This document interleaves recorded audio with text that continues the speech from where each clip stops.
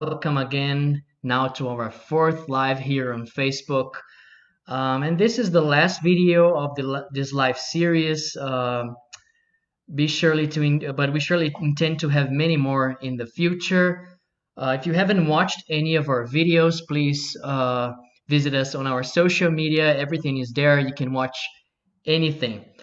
So BJF welcomes you again for this talk, and my name is Dimitrio. I'm a forest engineer and project coordinator at the Jaguar Foundation. Proudly. Our mission is to make possible the restoration of degraded ecosystems alongside the Araguaia River to form a mosaic of nature and an immense biodiversity corridor. This I'll explain to you in our previous talks. So this corridor connects the Amazon rainforest and the Cerrado savanna, very important biomes. And as I said, if you want to get to know more about these biomes and the Araguaia Biodiversity Corridor, you can watch our previous talks. So today we're going to discuss ecological restoration, science, techniques, challenges in the field, everything. And just for you to know, according to the Society for Ecological Restoration International, ecological restoration is the process of assisting the recovery of an ecosystem that has been degraded, damaged, or destroyed. But we tend to think of the word restoration in arts and architecture, in which the action brings a degraded piece of art back to its original features. And they will be indistinguishable from the original, or sometimes not. But I'm not showing you this image for the sake of fun. Actually, the restoration of ecosystems is often closer to this reality than a return to a previous state. So it's often unrealistic to expect that ecological restoration will bring back ecosystems on their full glory. Also, we need to remember climate change, the dynamic of a given site. So the process of restoration must seek to reproduce the original ecosystem as much as possible, but also to make it adaptable to future changes as well. So although restoration will not make a copy of a pristine area, it can improve site conditions enormously and create healthy and functional ecosystems that resemble the original ones and provide most of their environmental services. So in order to properly restore a degraded site, one must understand what we call the assembly rules of that ecosystem. We need to know how that vegetation would naturally reassemble after degradation. We also need to know what are the factors that are holding the site back from recovering from its degradation state, and we call these factors ecological filters. First, we're going to see how a typical rainforest is assembled in natural conditions. For forests, usually a succession of species is observed, as you can see in the image. In the beginning, a given site has no trees. Then the first shrubs arrive, and the presence of these shrubs, they attract fauna, and that this fauna will bring seeds. And the first trees then start to sprout, and we call these first trees pioneer trees. They are resistant to direct sunlight, and they can grow very, very fast.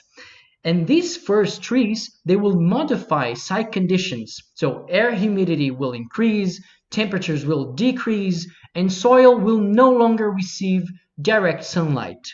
Then other tree species will start to sprout in the understory. For those who don't know, the understory is the layer of the forest that's just above the ground. So the first trees, the trees that were shading, they facilitate the arrival of these other species in the understory.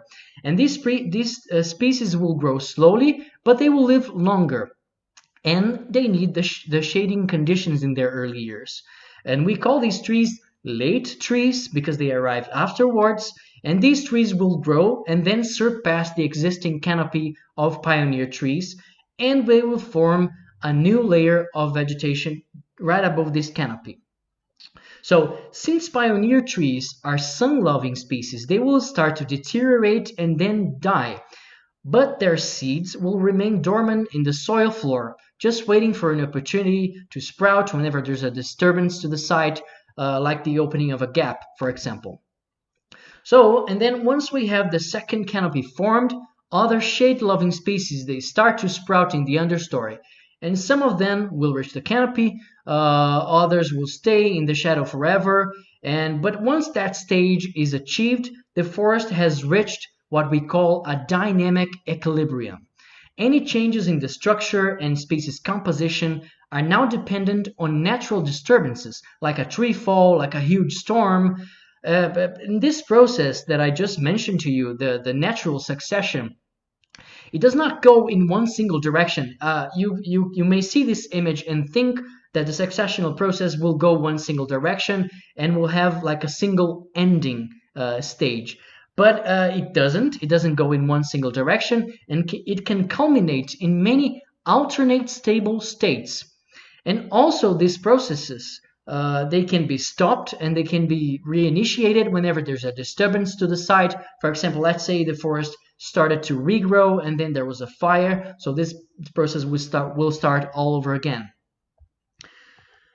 However, many sites, they're not able to recover themselves, either because degradation has gone too far or due to ecological filters that species need to overcome, and for some reason they cannot. And these ecological filters can be either lack of nutrients in the soil, lack of seed dispersal in the landscape, invasive grasses, and many, many others. So whenever you do ecological restoration, you want to reproduce the successional process I just described to you in a faster and more predictable way, mainly to overcome these ecological filters. So you see here in the image that the forest will not advance on time if it doesn't overcome these ecological filters. So in the field, what we do in the field, whenever there's tree colonization in a site and our specialists detect that area can recover on its own, we use what we call natural regeneration to bring the forest back. So for those who don't know, tree colonization is the natural arrival of tree saplings, either brought by animals or the wind, either like sprouts from all the trees, and all one must do in that case is to remove degradation factors like cattle, fire, sometimes invasive grasses, as you can see in the image, and then nature will do the job. So very easy, cheaper, and very efficient to restore a forest back. Sometimes, however, this natural regeneration can be species poor. It's not like it doesn't have like a high biodiversity. Then our team in the field proceed to bring more species through seedling planting or direct seeding in a process that we call enrichment. So imagine natural regeneration has one or two or three different species, so that's a very low biodiversity index. So what we do is to bring many more species and enrich the site.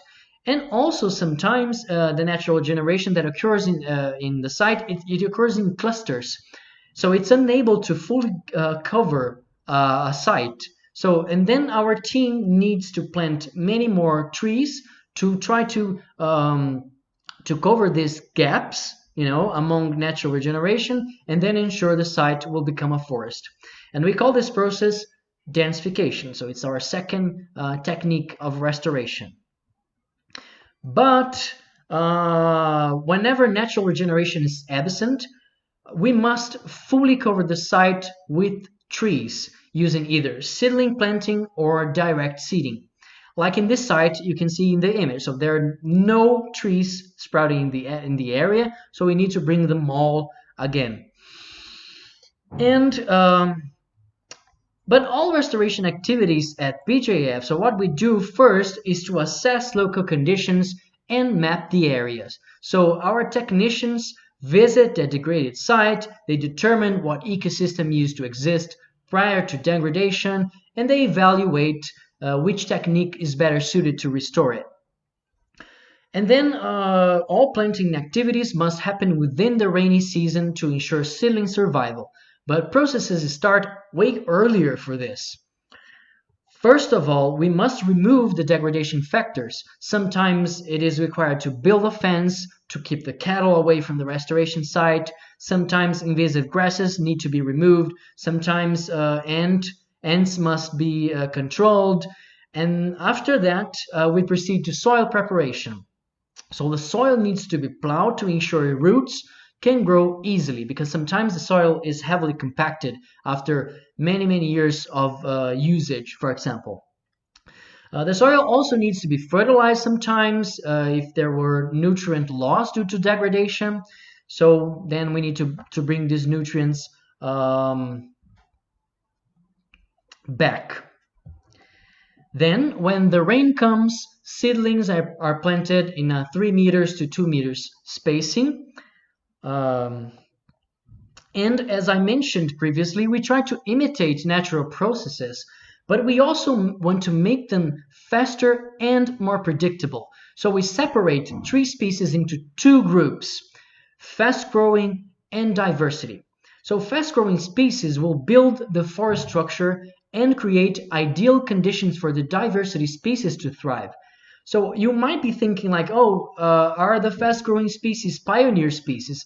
Sometimes they are, but it requires more than being a pioneer species or growing fast to be what we call a fast-growing species. They also need to be good shader. They need to shade the place effectively. So the diversity species whatsoever, they are there to restore the biodiversity of a given site. So we have the first set of species that rebuild the forest structure, and then we have the second set of species that restore the biodiversity. But usually we introduce both groups at once because we expect fast-growing species to quickly rebuild a forest-like structure and provide shadow for the diversity species. And we expect to have a forest-like structure within 3 years, and until then we must keep removing degradation factors like invasive grasses and all I mentioned before. And that's why maintenance for 3 years is so important. If this structuring phase doesn't occur, the subsequent phases of the forest won't happen either, and the site will remain degraded. So failure in conducting any activities I just mentioned to you may also mean the failure of restoration all along. You can see, for example, in this image, 2 sites that are of the same age. They are 8 years old restoration sites. One of them you can see has become a forest already. The other one, well, it doesn't even seem that has gone through restoration. So that's why that was lack of maintenance in the site you can see below. So after 3 years of maintenance, we expect the forest to be able to shade out invasive grasses naturally and start a phase of consolidation in which other species can arrive and boost biodiversity. As I showed here in this previous image, we have 3 phases on forest restoration: structuring phase, in which we rebuild the forest structure; consolidation phase, in which species that we haven't planted are starting to arrive and will be part of the forest structure in the future. And then after this, we consider the forest to be on track and restored. We don't do any interference anymore. And then we have the maturation phase, which happen afterwards. Well, direct seeding is also another technique that we use to restore a given site whenever natural regeneration is not present. So principles are the same to those of seedling planting, but we must remember that germination in the field is complicated and saplings face hard conditions. That's why we saw what we call green manure species. And we saw these species interspaced with the tree seeds. So green manure is often a set of legume shrubs, and they live only from 1 to 3 years, and their function is to make conditions less harsh for the recently germinated trees. And they will form what we call a temporary canopy for a short period of time until trees are able to make one canopy of their own. This also facilitates maintenance, for green manure has also the ability to shade out invasive grasses. You can see here in the image that we have the green manure that it's already shading the diversity tree. Here that is a copaíba. native species to the Amazon and also to the rest of Brazil. And this green manure, it not only shade out invasive grasses, it provides a temporary canopy, but it also enriches the soil with nitrogen. So a whole set of advantages. Well, all I said so far applies to forest restoration only, but we must remember that almost half of the Araguaia Biodiversity Corridor is made of savanna-like formations, and none of the rules I just shared to you apply to them, unfortunately. In the Cerrado savanna, for example, there is no succession of species because the structure will remain open. And then we must bring back all life forms you can see here in the image. Shrubs, native grasses, native trees. So all life forms must be brought back to a site if you want to restore the Cerrado. It may seem easier to restore the Cerrado in theory because someone would think that you don't need to follow all those rules, structuring, maturation phase, and stuff like that.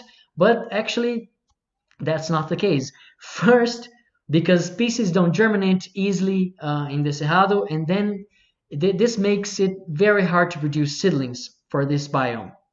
Second, because there will never be enough shading to eliminate the invasive grasses.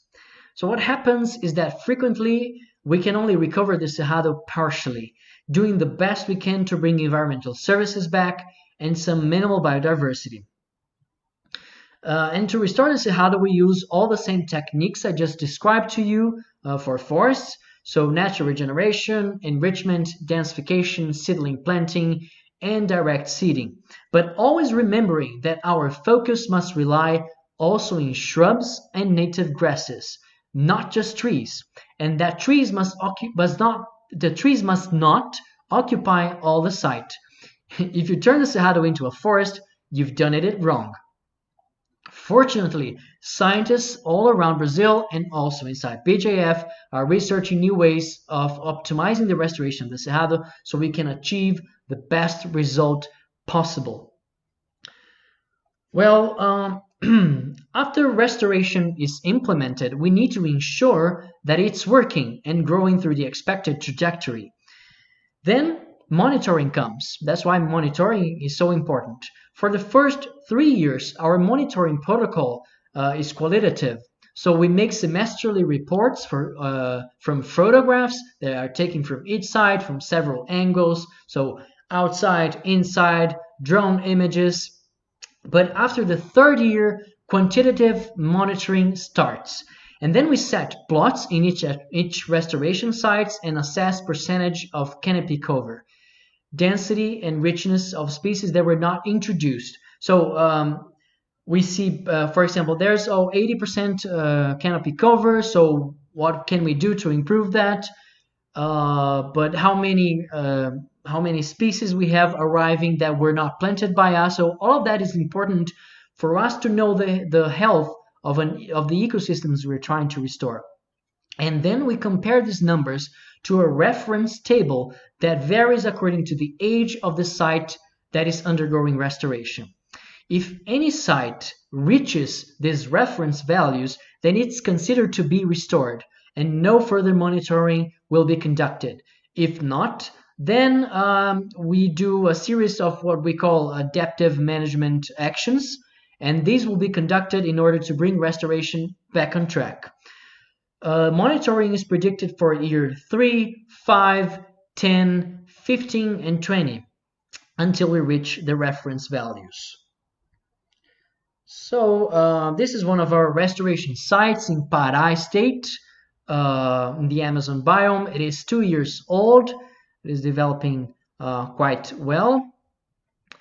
This is a site we restore in the last rainy season. This picture shows a site that is just 1 month old, so it's very recently planted. You can see the seedlings already.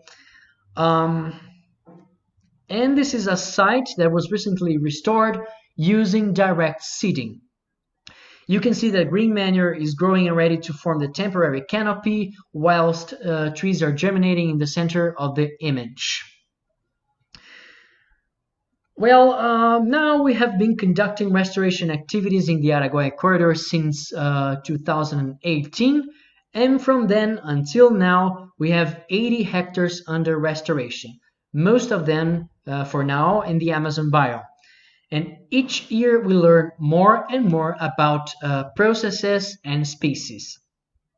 Our next goal is to plant 1 million trees in this region of Santana do Araguaia in the state of Pará. So we expect to reach this goal by the end of next year. So if you want to contribute to make this project even greater, please consider making a donation. We have many donation packages for you to choose. You can choose the one that best suits you. We have also many benefits associated to these packages. And soon there will be a new way to get involved with us, and you will be able to donate trees that will be planted in your name by us, by the BJF. So stay tuned to all of our channels for updates. Well, that was it. I thank you for your attention, and I will now open for questions that I hope my friend Daisy have sent me. Okay, she has.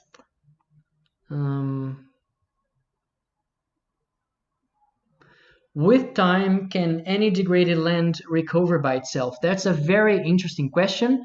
Well, the answer is yes, but it can take a very long time.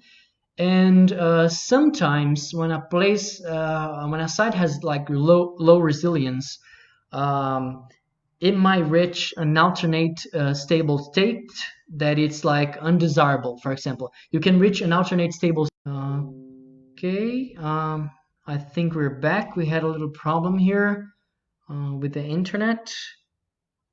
No, we're not back yet. Okay, now we're back. Sorry for that technical problem. It's very interesting because the past 2 weeks we've been holding lives here from the São Paulo office, and the past weeks we had cyclones around, and the internet didn't fail, but now it failed me. But sorry for that. I will continue to answer your questions. How many trees approximately per hectare will be there in the maturation phase? So the maturation phase, that will depend on the ecosystem we're trying to restore, but above 5 centimeters that we consider, for example, like this. Okay, so if we consider a tree in this thickness, we expect to have 1,200 trees per hectare in the maturation phase. Many more if we consider smaller trees, okay, around 2,000 or even 3,000. But we tend to consider only trees that are above 5 centimeters in diameter, okay.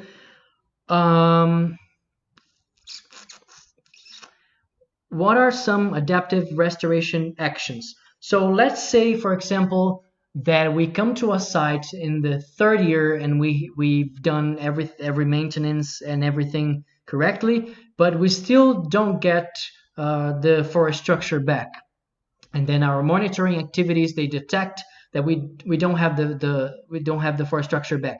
So what we do as adaptive management, we can replant some of the species to try to close the gaps, or try to bring more biodiversity if biodiversity isn't enough, or we keep removing invasive grasses even after the 3rd year. So those are some of the actions that we call adaptive management. But we have many more, just for you to have an idea. Which is the fastest and the slowest growth species? Wow, in the region, for now, I think the fastest growing species we have is Mutamba. So Mutamba, its scientific name is Guazuma umifolia, and it's probably our fastest growing species. But I think Sombrero will probably beat it. It's because we just started planting Sombrero. Sombrero is Clitoria, it's the genus. Yeah, both of them. And the slowest, well, this is hard to say. We have a lot of very slow growing species, but probably the palm trees are the slowest. So Bacaba, Buriti are probably the slowest. Okay. I have more questions here. Well, this we have many questions today. How do you restore a site? One sec. How do we store a site in which soil has been contaminated with mercury? That's a very tough question. I received that from Instagram. And well, that will depend on the amount of mercury. That's a huge problem in the Amazon region because mercury is used in gold mining, in illegal gold mining activities in the Amazon. One option is to remove the entire layer of soil that's been contaminated before proceeding to any planting. And that's really hard. That demands a lot of money. It's a very hard operation to do. But if contamination is not so high, you can use some plants that have the ability to absorb mercury and store the mercury on their biomass. Then you harvest those plants, take them somewhere else, and proceed to restoration. Another question here. Can you talk about your experience with direct seeding in ecological restoration? Thanks for this question. It's very interesting. Yes, so far we've been having a very positive experience. Almost half of our active restoration is done using direct seeding already. And what we've been noticing is that this technique, if well conducted, requires less intensive maintenance, for example. Of course, we still do maintenance for 3 years, but interventions can be more punctual in direct seeding. And we also see a possibility of reducing the usage of fertilizers in this technique. Of course, we know, however, that there are some limitations to this technique. Some species cannot be introduced by direct seeding, like ingas, for example. And in this case, you can either wait for the species to colonize the site, or plant some seedlings to enrich it. But in general, I think direct seeding is a very promising technique, and it can reduce costs substantially. So yes. Another question here: how long does it take for the forest to recover? So that will depend on what you did to the soil after degradation. But in general, it can take decades to centuries for the forest to recover its structure and biodiversity on its own. And sometimes it never fully recovers. So, as I said, it may reach an alternate stable state with less biomass and less biodiversity, and that's why we do active restoration. But when we do active restoration, we expect to have a forest-like structure within 3 to 5 years, but biodiversity usually takes longer to return. Last question to close here. What would happen to the Amazon if no one does anything? Well, I think I have mentioned this a little bit in our talk about the Amazon rainforest, but actually the Amazon rainforest has a very sensitive balance when it comes to rain cycle. So we might reach a point where the forest is unable to sustain its own rains. After that, it's a cascade effect. So we must preserve what's left and restore what we can, and introduce a new economical model for the region based on bioeconomy. Well, I don't think we have any further questions, so I thank you for attending to this session. Don't forget to follow us on our social media, subscribe to our newsletter for updates. Now we have the version in Portuguese as well, if you want to get our news. Thank you for your attention in this past 4 weeks. I really enjoyed conducting these live sessions. So have a good night, a good afternoon, depending on where you're watching from, and we'll see you some other time. Thank you very much.